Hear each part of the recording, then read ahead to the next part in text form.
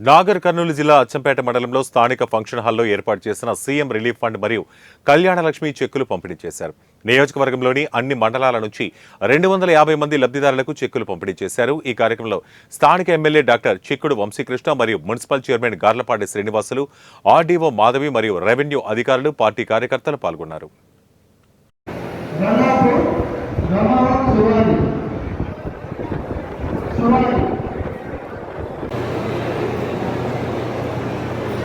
Okay sir.